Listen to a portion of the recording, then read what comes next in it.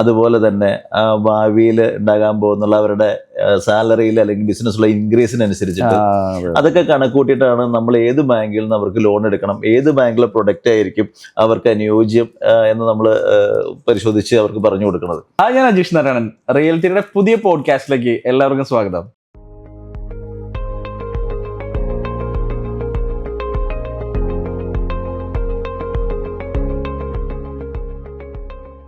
അതുപോലെ തന്നെ നമ്മൾ ഹോം ലോൺ എന്ന് പറഞ്ഞിട്ടുണ്ടെങ്കിൽ ചില ആളുകൾ വീട് വാങ്ങാനായിരിക്കും, ചില ആളുകൾ പ്രോപ്പർട്ടി വാങ്ങി വീട് വെക്കാനായിരിക്കും.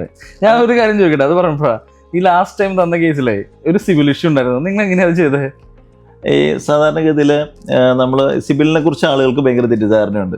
ആളുകൾക്ക് ഈ പ്രത്യേകിച്ച് സിവിൽ സ്കോർ മാത്രം കണക്കൂട്ടുന്ന ആൾക്കാർ എനിക്ക് ഇത്ര സിവിൽ സ്കോർ ഉണ്ടെന്ന് പറയുന്നത്.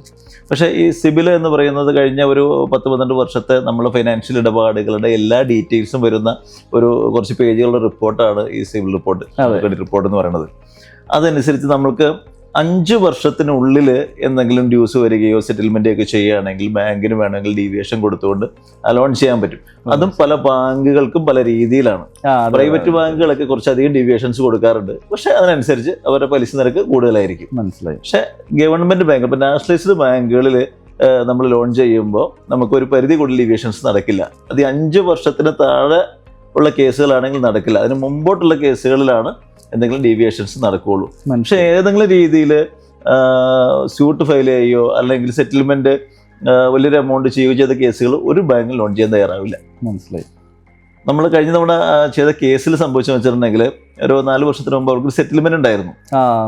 അത് സംഭവിച്ചു വെച്ചിട്ടുണ്ടെങ്കിൽ കൊറോണ സമയത്ത് അവർക്കുണ്ടായ ചില സാമ്പത്തിക പ്രതിസന്ധിയുടെ ഭാഗമായിട്ടായതുകൊണ്ട് ഈ കൊറോണ ടൈം ഭയങ്കരമായിട്ട് ബാധിച്ചിട്ടുണ്ട്. അതെ അതെ. കാരണം വെച്ചാല് ഈവൻ എല്ലാ മേഖലയിലും ബിസിനസ് ചെയ്യുന്ന എല്ലാ മേഖലയിലും ആളുകൾക്ക് അതൊരു അടികിട്ടി സംഭവമാണ്. അതെ അതെ. ആ സമയത്ത് ഒരുപാട് car loans issues, home loans issues ഒക്കെ അത് പറഞ്ഞിട്ടല്ല, നാച്ചുറൽ കലാമിറ്റി നമുക്കൊന്നും തടുത്തു നിർത്താനൊന്നും പറ്റുന്നില്ല.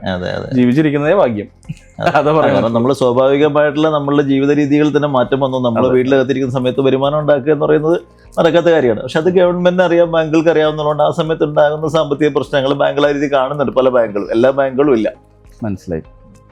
അപ്പോൾ നമുക്കത് അന്ന് ചെയ്യാൻ കഴിഞ്ഞത് ആ ഒരു കാരണം കൃത്യമായിട്ട് ബാങ്കിന് ബോധിപ്പിക്കാനും അവരെ ഡീവിയേഷൻ എടുക്കാനും പറ്റിയതുകൊണ്ടാണ് നമുക്ക് ലോൺ ചെയ്യാൻ കഴിഞ്ഞത്. ഓക്കെ, മനസ്സിലായി. ഇപ്പം ഞാൻ ചോദിക്കട്ടെ, ഇപ്പം ഞാൻ അന്ന് ഇപ്പോൾ നമ്മളൊരു 8-9 കേസ് ചെയ്തല്ലേ, 9 കേസ് ചെയ്തതിൻ്റെ അകത്ത് എനിക്കൊരു തലവേദന ഉണ്ടായിരുന്നില്ല നിങ്ങളുടെ അടുത്ത് ചെയ്യുന്ന സമയത്ത്. കാരണം ഞാൻ നിങ്ങൾക്ക് ഫയൽ തരുന്നു, നിങ്ങളത് വളരെ പെർഫെക്റ്റ് ആയിട്ട് അത് ഹാൻഡിൽ ചെയ്യുന്നു. അത് പല കസ്റ്റമേഴ്സ്, ഒരാൾ ട്രിവാൻഡ്രത്തുള്ള ആളായിരുന്നു, ഒരാൾ തൃശ്ശൂരുള്ള ആളായിരുന്നു, കോട്ടയത്തുള്ള ക്ലയൻറ്റ് ഉണ്ടായിരുന്നു. പക്ഷേ എനിക്കൊരു തലവേദന ഉണ്ടായിരുന്നില്ല. അത് നിങ്ങളുടെ ആ ഒരു പെർഫെക്ഷൻ നമ്മൾ എടുത്ത് പറയേണ്ട ഒന്നാണ്. പ്രത്യേകിച്ച് ക്ലയൻസും ഈ പറഞ്ഞാൽ നമ്മൾ വിളിച്ച് പറയുകയും ചെയ്തിട്ടുള്ളൊരു കാര്യമാണ്. അത് തന്നെയാണ് നമ്മളിങ്ങനൊരു വീഡിയോ നമ്മളിപ്പോൾ പ്രസൻറ്റ് ചെയ്യുന്നത്. കാരണം ഇനി വരുന്ന കേസുകളായാൽ കൂടിയിട്ട് ആളുകൾക്ക് ഭയങ്കര ഇൻഫോർമേഷൻ കിട്ടുന്ന രീതിയിലുള്ള സാധനം നമ്മൾ ചെയ്യണം. കാരണം ഈ പ്രൊഡക്ട്സ് ആളുകൾക്ക് അറിയില്ല. അതെ അതെ. ഇപ്പം ഞാൻ എൻ്റെ കമ്പനിയിൽ, ഇപ്പം ഞങ്ങൾ റിയൽ എസ്റ്റേറ്റ് ചെയ്യുന്നത്, നമ്മൾ കേരളത്തിലുള്ള ഒട്ടുമിക്ക ബിൽഡേഴ്സായിട്ട് നമുക്ക് ടൈപ്സ് ഉണ്ട്. നമ്മൾ ചാനൽ പാർട്ണറാണ്, ഓതറൈസ്ഡ് ചാനൽ പാർട്ണറാണ്. ഒരു ക്ലയൻറ്റ് നമ്മുടെ അടുത്തേക്ക് വന്നു കഴിഞ്ഞാൽ അദ്ദേഹത്തിൻ്റെ റിക്വയർമെൻ്റ് അനുസരിച്ചിട്ടാണ് നമ്മൾ ഓരോ പ്രൊഡക്റ്റ് പറയുന്നത്. അതെ, ശരിയല്ല. ഇപ്പോൾ ഇൻവെസ്റ്റ്മെൻ്റ് ആണെന്നുണ്ടെങ്കിൽ നമ്മൾ ആദ്യം പറയും റെറ അപ്രൂവ്ഡ് ആയിട്ടുള്ള ബ്രാൻഡഡ് ബിൽഡേഴ്സിൻ്റെ പ്രീ ലോഞ്ചിൽ ഇൻവെസ്റ്റ് ചെയ്യുക.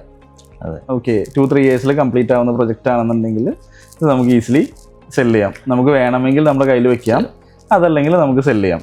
അതെന്താ, ഇപ്പോൾ നിങ്ങൾ ബിൽഡേഴ്സിനെ അനുസരിച്ചിട്ട് ആ പ്രൊഡക്റ്റ് ചൂസ് ചെയ്യുന്ന പോലെ തന്നെയാണ് ഞങ്ങളൊരു കസ്റ്റമറേയും കാണുന്നത്.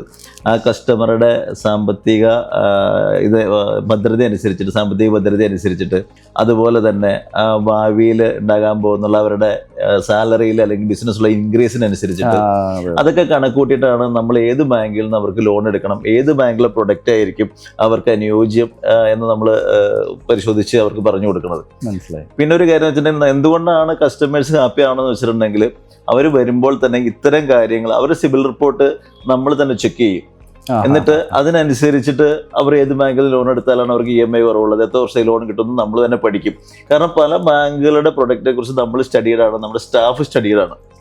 ഓക്കെ, അതും എനിക്ക് ഫീൽ ചെയ്തിരുന്നു. കാരണം ചില ഒരു ക്ലയൻറ്റിൻ്റെ അടുത്ത് പറഞ്ഞൊരു കാര്യമാണ്, നിങ്ങളുടെ ക്ലയൻറ്റ് തന്നെയാണ്, അല്ല നിങ്ങളുടെ സ്റ്റാഫ് തന്നെയാണ് ഈ കാര്യങ്ങളെല്ലാം ഹാൻഡിൽ ചെയ്തത്. അത് കൂടാതെ നിങ്ങൾക്ക് ലീഗൽ ടീം ഉണ്ടെന്ന് തോന്നുന്നല്ലേ? അതെ, നമുക്ക് സ്വന്തമായിട്ട് അഡ്വക്കേറ്റ്സ് ഉണ്ട്, ലീഗൽ കൺസൾട്ട് ചെയ്യുന്ന അഡ്വക്കേറ്റ്സ് ഉണ്ട്.